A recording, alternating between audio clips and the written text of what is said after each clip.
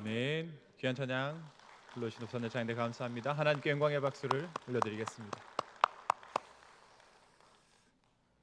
오늘 고린도후서 3장 말씀을 통해서 하나님이 우리에게 은혜 주시기를 원합니다. 여러분, 연예인을 보신 적이 있습니까? 특별히 외모에 있어서 아주 탁월한 연예인을 보신 적이 있습니까? 있습니까? 없어요? 있어요. 예. 안타깝게도 저는 그런 연예인을 아직 본 적이 없습니다. 그런데 보신 분들의 말을 들어보니 얼굴에서 빛이 난다고 합니다. 일반인들 사이에 섞여 있으면 그 존재가 더 확실하게 드러난다고 합니다. 키도 훤칠하게 크고 몸매도 날씬하고 얼굴은 작은데 그 안에 이목구비가 뚜렷하게 자리 잡고 있고 피부는 또 어찌나 이렇게 관리를 잘했는지 뽀얗게 빛나고 있어서 이 일반인들 사이에 있어도 많은 사람들 사이에서도 탁 눈에 띈다고 그럽니다. 저도 그런 연예인 한번 만나보고 싶습니다. 정말로 얼굴에서 빛이 나는지 한번 확인해 보고 싶습니다. 연예인은 아니지만 저는 사람의 얼굴에서 빛이 난다라고 하는 것이 어떤 것인지 중학교 때 경험을 했습니다. 정말로 사람의 얼굴에서 빛이 나더군요. 나의 그 태양은 너의 얼굴 속에 있다. 그 태양, 나의 태양, 너의 얼굴 속에 있다. 너의 얼굴 속에 있다. 이탈리아 노래 오 솔레미오의 가사처럼 사람 얼굴에서 빛이 나더군요. 주일 아침 이 햇살이 창으로 통해 들어오는데 그 햇볕을 등에 업고 태양처럼 제 눈에 빛나던 한 소녀가 있었습니다. 지금 같이 살고 있어요.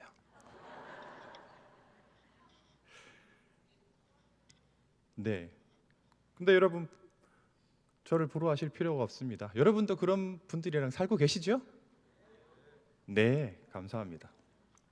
너무 눈이 부셔서 자주 쳐다보지 않으시는 건 아닌지 모르겠어요. 자주 얼굴 보시고 예쁘다, 잘생겼다, 수고합니다, 사랑합니다, 그렇게 고백하시기를 바랍니다. 얼굴에 빛이 난다는 건 좋은 일이죠. 우리말에서 얼굴에 빛이 난다라고 하는 말은 아주 잘생겼다, 또 예쁘다라는 그런 말과 같습니다. 어떤 사람의 눈에 그렇게 보이는 것일 뿐 그 얼굴에서 빛이 나는 건 아니죠. 그런데 정말 얼굴에서 빛이 난다면 어떻게 될까요? 와, 잘생겼다, 와, 이쁘다, 이 수준이 아니라 이 사람 같지 않은 외모 때문에 사람에게 두려움을 줄 수 있습니다.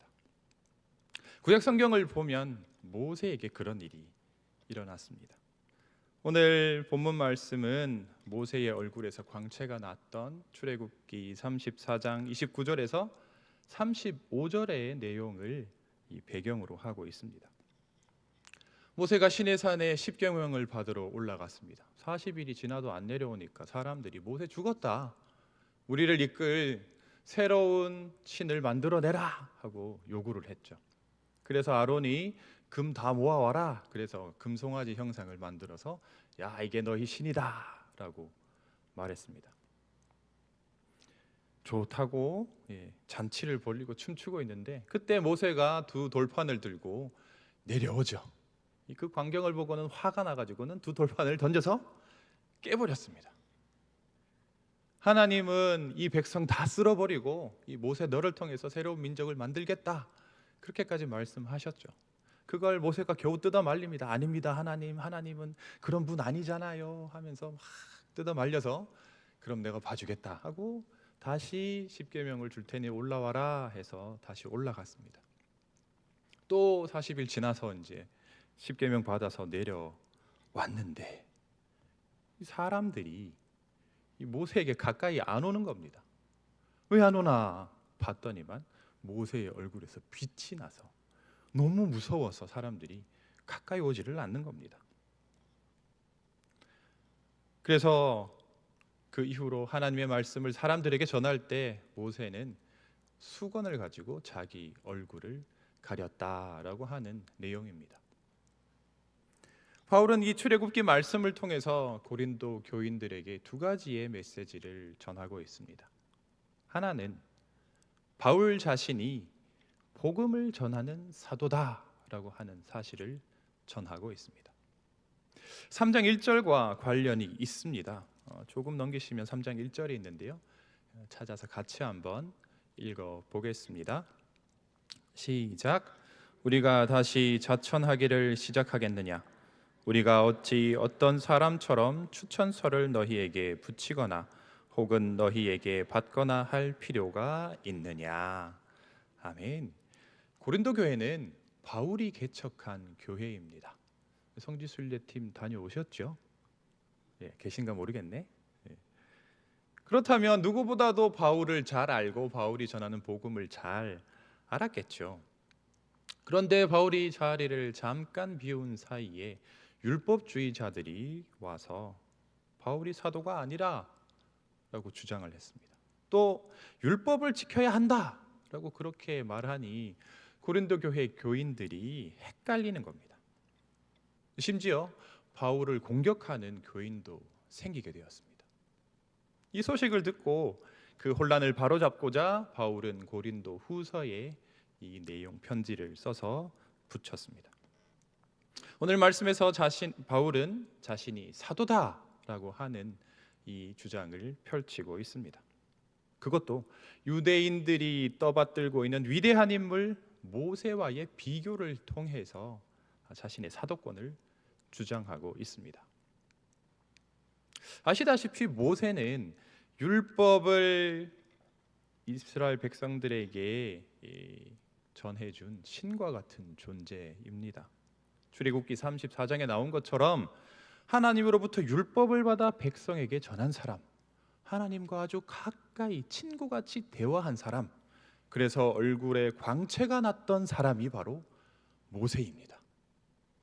여러분, 어느 누가 하나님과 그렇게 친밀하게 이야기를 할 수 있겠습니까? 또 어느 누가 율법을 하나님으로부터 받아서 전할 수 있겠습니까? 성경 인물 중에 누가 모세처럼 얼굴에 광채가 난 사람이 있습니까? 아무도 없죠. 모세는 비교할 사람이 없을 정도로 아주 위대한 사람입니다. 그런데 오늘 말씀에서 바울은 모세가 얼굴에 광채가 났던 사건을 통해서 자신이 모세 못지않은 사람이다 라고 주장을 하고 있습니다. 어떤 면에서 그러냐? 모세는 수건을 쓰고 사람들을 만났지만 자신은 그러지 않았다라고 하고 있습니다. 사람들을 만날 때 얼굴을 가리지 않고 담대함으로 사람들을 만나고 복음을 전했다는 겁니다. 오늘 말씀을 보면 수건이라는 단어가 자주 나옵니다. 6번이나 나오는데요. 수건의 용도가 뭡니까? 뭐 닦는 거죠. 물이나 혹은 땀이나 이런 것들을 닦거나 아니면 테이블이나 상에 먼지나 이런 찌꺼기를 쓸어서 제거하는 그런 용도로서 수건을 사용합니다.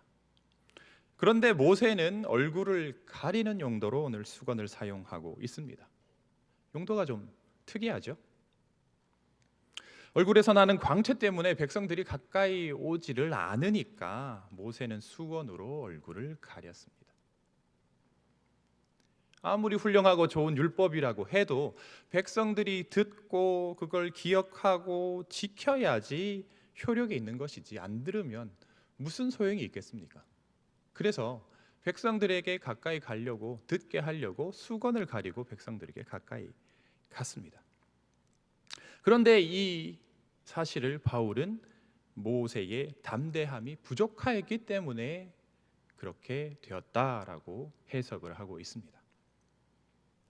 13절을 보면 얼굴의 광채가 사라질 것을 모세가 알았기 때문에 굳이 빛나는 얼굴을 사람들에게 보여줄 필요가 없었다라고 하는 겁니다.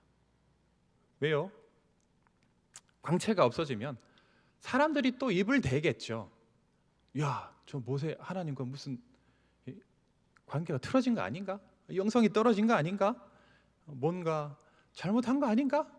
라고 하는 수많은 억측과 소문을 만들어낼 수 있기 때문에 아예 빛나는 얼굴을 차단해서 보지 못하게 한 겁니다. 바울은 여기서 모세의 담대함을 만들어내는 기반이 약하기 때문에 수건으로 얼굴을 가렸다라고 해석을 합니다. 13절에 얼굴빛을 장차 없어질 것이다 이렇게 표현하고 있습니다. 얼굴에 나는 광채가 영원하였다면 불편하게 굳이 수건을 얼굴에 가릴 필요가 없잖아요. 오히려 백성들이 더 우러러보고 더 말을 잘 들을 텐데 뭐하러 수건을 가리고 다닙니까? 보란 듯이 얼굴 내놓고 다니면 이스라엘 백성들 지도하기 얼마나 쉽습니까? 두려우니까 야 가자 하면 가고 서라 하면 서고 얼마나 말을 잘 들을까요? 그런데 일시적인 현상이었기 때문에 수건으로 얼굴을 가릴 수밖에 없었습니다.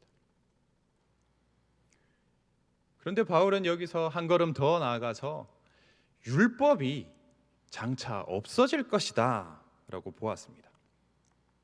예수님이 공생애를 마치고 승천하였던 이 바울의 시대에 율법은 단지 예수님이 오실 때까지 유효한 낡은 법일 뿐이었습니다.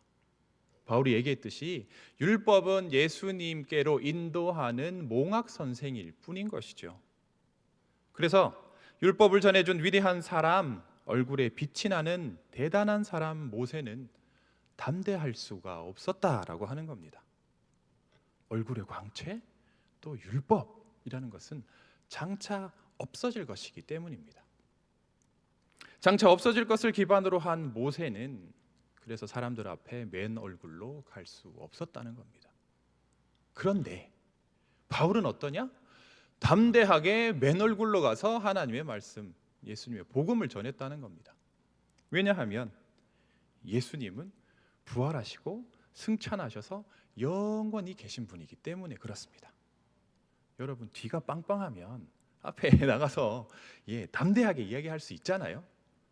친구들과 싸울 때 뒤에 누가 뭐 형이나 동생, 형이나 누나가 있으면 막 힘있게 싸울 수 있잖아요. 그것처럼 바울의 뒤에는 부활하시고 승천하신 예수님이 계셨기 때문에 담대하게 이 복음을 전할 수 있다라고 하는 겁니다. 그래서 모세와 비교했을 때 나는 전혀 이 부끄러움이 없는 이 사도다라고 하는 주장을 하고 있는 것이죠. 출애굽기 34장을 통해 바울이 전하려고 하는 두 번째 메시지는 바로 예수님을 받아들이지 않는 유대인들의 완고함, 어리석음입니다.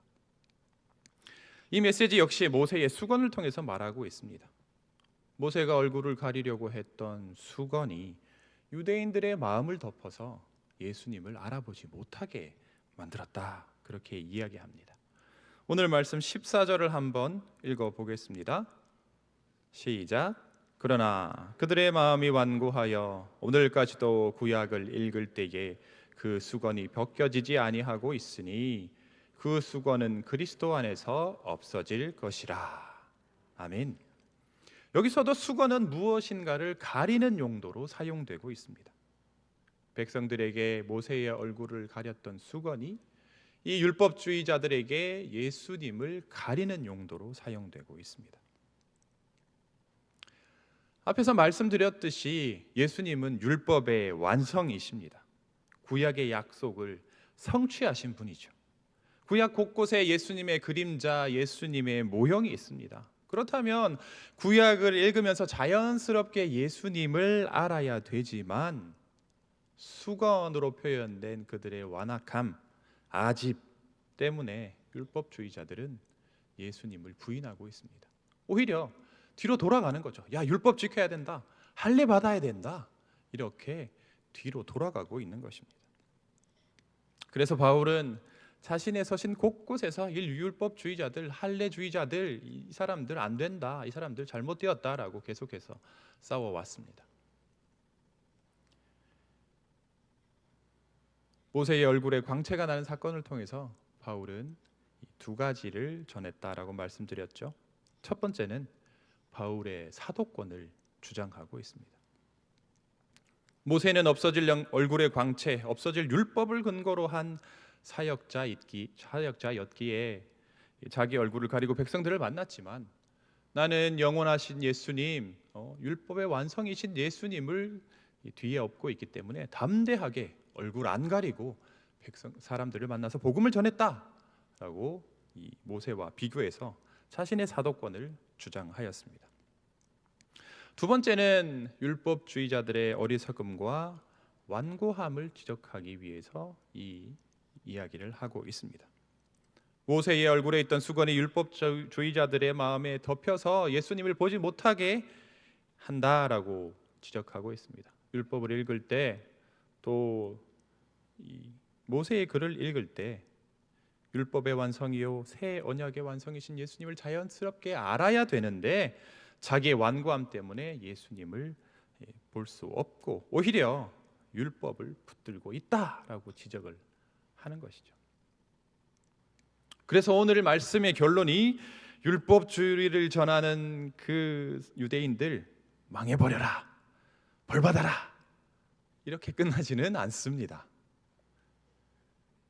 바울은 자신이 예수님의 사도임을 확신하며 완고한 율법주의자들, 또 그리고 그들 때문에 영향을 받아서 마음이 혼란한 고린도 교회 교인들에게 다시 복음을 전하고 있습니다. 16절부터 18절까지의 내용을 보면 바울은 복음을 전하는 사도로서의 자기의 역할에 충실하게 집중하고 있습니다.